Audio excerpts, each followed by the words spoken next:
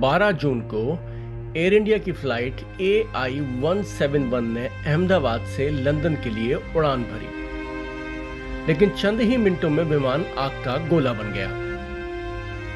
इस भीषण हादसे से जहां टाटा समूह की इस एयरलाइंस की छवि प्रभावित हुई, वहीं बीमा कंपनियों की जेब भी बड़े पैमाने पर ढीली हो गई।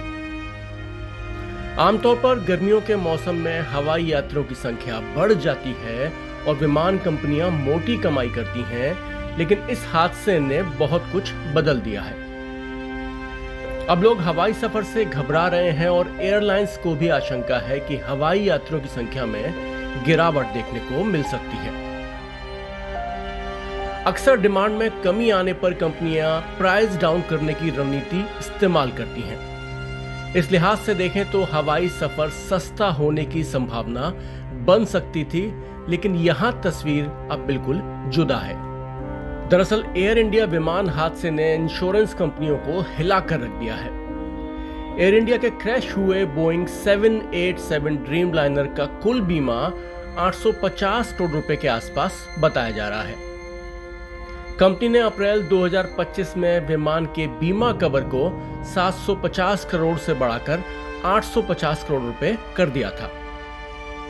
इस लिहाज से देखें तो अगर दुर्घटना अप्रैल से पहले होती तो बीमा कंपनियों को करीब 100 करोड़ रुपए कम देने पड़ते।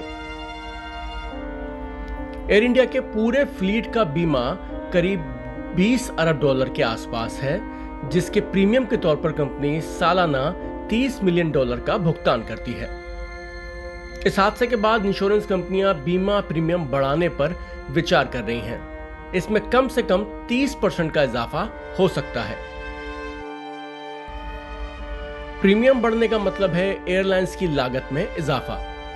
ऐसे में जाहिर है वो इसका बोझ यात्रियों पर डालेंगी और ऐसा एयर फेयर बढ़ाकर किया जा सकता है।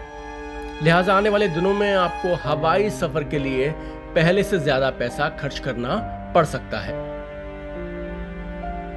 यहां यह भी बता दें कि टाटा ग्रुप ने हादसे में जान गंवाने वाले यात्रियों को जो 1-1 करोड़ रुपए का मुआवजा दिया है, वह अंतिम नहीं है।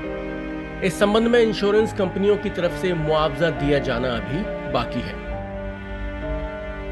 इस हादसे में यात्रियों के अलावा जो अन्य लोग मारे गए हैं, उनके लिए भी थर्ड पार्टी लायबिलिटी इंश्योरेंस लागू होता है। मृतकों के परिवार, घायल व्यक्ति और यहां तक कि मानसिक आघात झेलने वाले भी मुआवजों का दावा कर सकते हैं।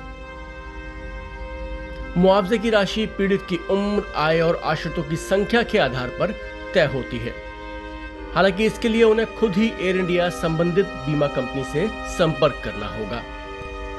वैसे इतना जरूर है कि अगर टाटा ग्रुप हादसे में जान गंवाने वाले मेडिकल स्टूडेंट्स और दूसरे लोगों के लिए मुआवजे की घोषणा करता तो शायद उसकी छवि कुछ ज्यादा बेहतर होती, क्योंकि आखिरकार हादसा उसी के विमान से हुआ है।